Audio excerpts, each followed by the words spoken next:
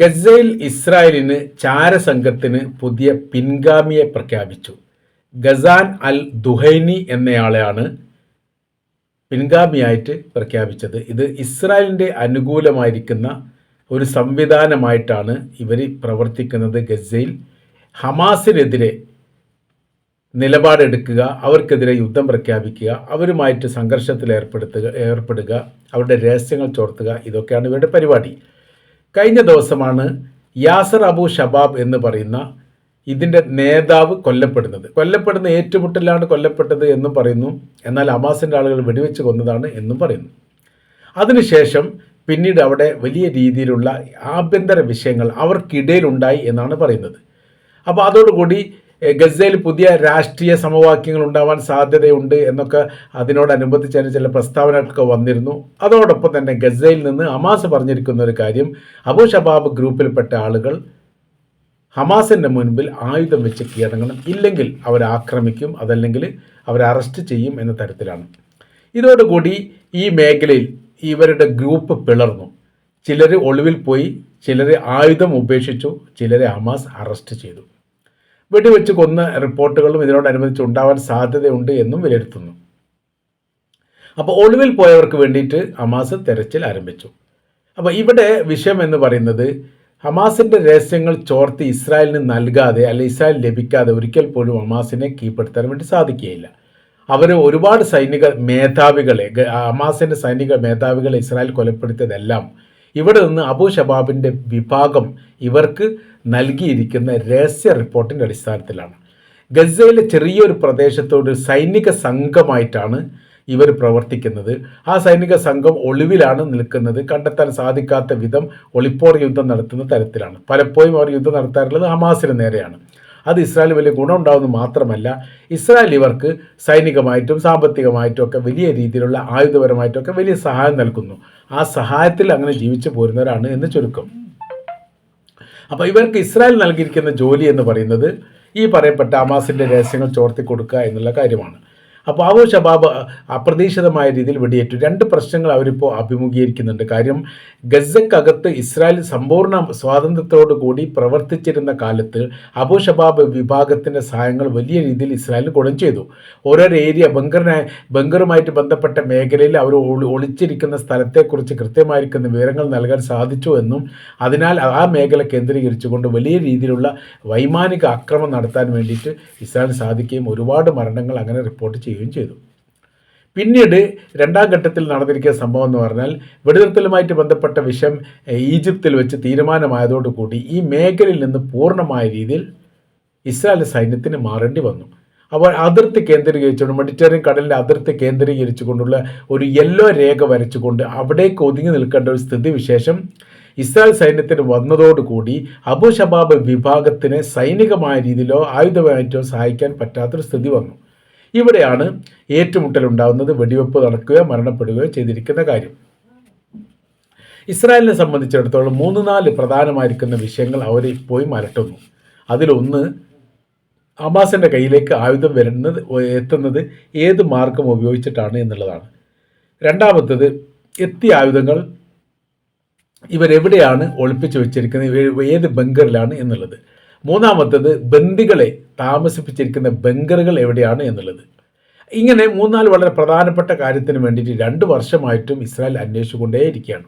അത് പ്രത്യേക സംഘമുണ്ട് അന്വേഷിക്കാൻ വേണ്ടിയിട്ട്. കൃത്യമായിരിക്കുന്ന വിവരങ്ങൾ അവരുടെ ഭാഗത്തുനിന്ന് കിട്ടുന്നില്ല, അല്ലെങ്കിൽ അങ്ങനെ നൽകാൻ മാത്രമുള്ള വിവരങ്ങൾ ശേഖരിക്കാൻ വേണ്ടി ഇവർക്ക് സാധിക്കുന്നില്ല എന്നതാണ് അതിൻ്റെ യാഥാർത്ഥ്യം. ഇപ്പോൾ അതുകൊണ്ട് ഈ അബു ഷബാബ് വിഭാഗത്തെ സംബന്ധിച്ചിടത്തോളം അവരിങ്ങനെ ഒളിവിൽ താമസിക്കുന്നു. അതുകൊണ്ട് അവർക്ക് ആയുധങ്ങളും മറ്റുള്ള സഹായങ്ങൾ നൽകാൻ ഇസ്രായേൽ സൈന്യം തയ്യാറാകുന്നു.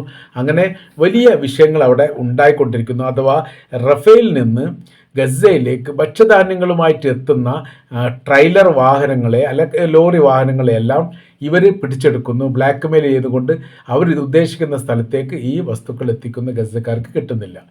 പിന്നീട് കൊള്ളയടിക്കുന്ന രീതിയിലുള്ള പ്രവർത്തികൾ നൽകുന്നു. ആ സമയത്തൊക്കെ ഞങ്ങൾ ഹമാസിൻ്റെ ആളുകളാണെന്ന് ഇവർ പറയുകയും ചെയ്യുന്നു.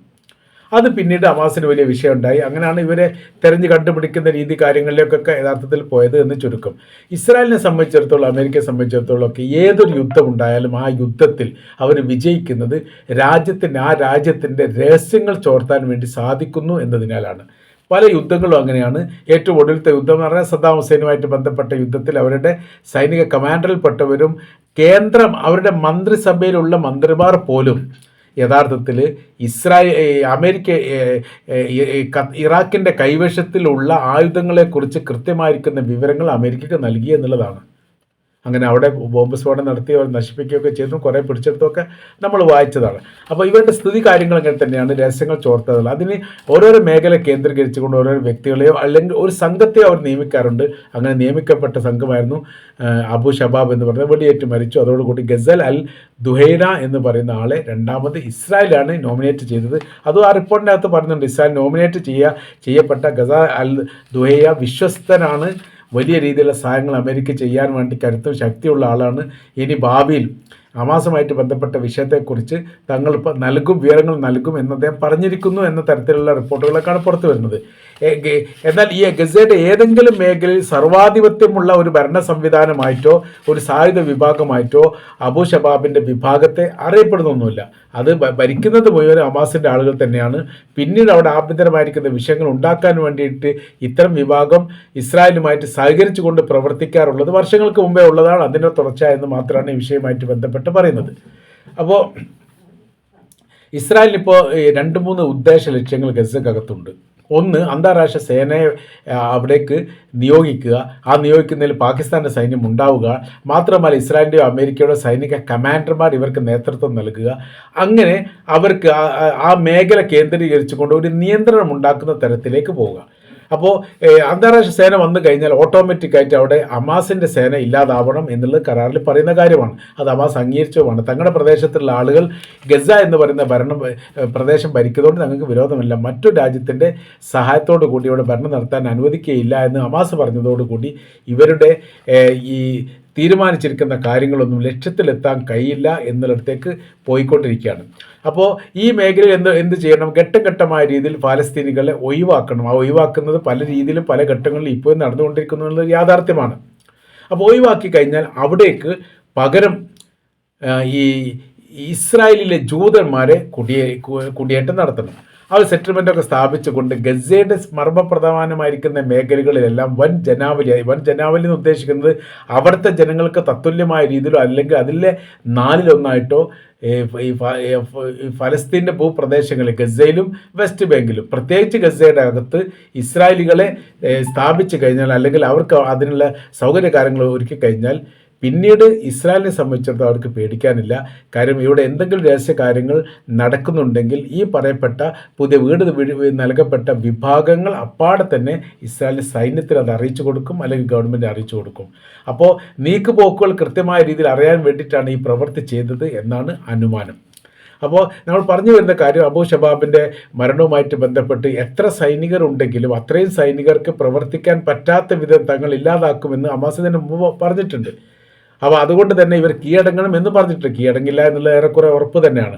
പക്ഷേ ഇസ്രായേൽ ഇപ്പോൾ കുടുങ്ങിയിരിക്കുന്ന പ്രധാനമായിരിക്കുന്ന കാര്യം എന്ന് പറയുന്നത് ഏതെങ്കിലും തരത്തിൽ രഹസ്യങ്ങൾ ചോർത്തപ്പെടുന്ന ഈ വിഭാഗത്തെ അബു ഷബാബിനെ ആദ്യം വെടിവെച്ച് കൊന്നു. ഇനി ഗസൽ അൽ ദുവൈലാണ് രണ്ടാമത് രംഗപ്രവേശം ചെയ്ത് ഇയാളുടെ ആയുസ് എത്ര ഉണ്ട് എന്ന് പറയാൻ പോലും പറ്റാത്ത വിധം ഇസ്രായേലിനെ സംബന്ധിച്ചിടത്തോളം അവർ വലിയ രീതിയിൽ ആശങ്കയിലാണ് എന്നുകൂടി ഈ വിഷയമായിട്ട് ബന്ധപ്പെട്ട് നമുക്കറിയാൻ വേണ്ടി സാധിക്കുന്നതാണ്. അപ്പോൾ നമ്മൾ പറഞ്ഞു വരുന്ന കാര്യം എന്ന് പറയുന്നത് ഗസക്കകത്ത് മറ്റൊരാളുടെ സഹായമില്ലാത്ത രീതിയിൽ ഒരിക്കലും IDF സംഘത്തിന് ഈ മേഖല നിയന്ത്രിക്കാനോ പിടിച്ചു നിർത്താനോ സാധിക്കുകയില്ല. അതിൽ ആ രാജ്യത്തുള്ള ആ പ്രദേശത്തുള്ള ഫലസ്തീനികളെ കിട്ടുകയും വേണം. അപൂർവമായിട്ട് മാത്രമാണ്, അല്ലെങ്കിൽ കിട്ടാനേ ഇല്ല എന്ന് പറയുന്ന രീതിയിലാണ് യഥാർത്ഥത്തിൽ ഈ ഇസ്രായേൽ സൈന്യത്തിൻ്റെ കൈവശത്തിലേക്ക് ഗസക്കാർ അടുക്കുന്നു എന്ന് പറയുന്ന വിഷയങ്ങൾ സാധ്യത കുറവാണ് എന്നാണ് നമുക്ക് ഈ വിഷയമായിട്ട് ബന്ധപ്പെട്ട് അനുമാനിക്കാൻ വേണ്ടി സാധിക്കുന്നത്. ഏതായിരുന്നാലും ഇസ്രായേലിൻ്റെ ഇപ്പോഴത്തെ 2ാം ഘട്ടത്തിലുള്ള പ്രവർത്തനവുമായിട്ട് ബന്ധപ്പെട്ട് ഹമാസിൻ്റെ അല്ലെങ്കിൽ ഗസയുടെ ആളുകൾ സഹകരിക്കുന്നില്ല എന്ന് പറഞ്ഞതോടുകൂടി ഈ മേഖല കേന്ദ്രീകരിച്ച് കൊണ്ടുകൊണ്ട് ഇസ്രായേലിൻ്റെ പ്രവർത്തനം മന്ദീഭവിക്കുകയും വലിയ രീതിയിലുള്ള പ്രയാസത്തിൽ അവരെത്തുകയും ചെയ്തിരിക്കുന്നു എന്നാണ് ഈ വിഷയമായിട്ട് ബന്ധപ്പെട്ട് നമ്മൾക്ക് മനസ്സിലാക്കാൻ വേണ്ടിയിട്ട് സാധിക്കുന്നത്.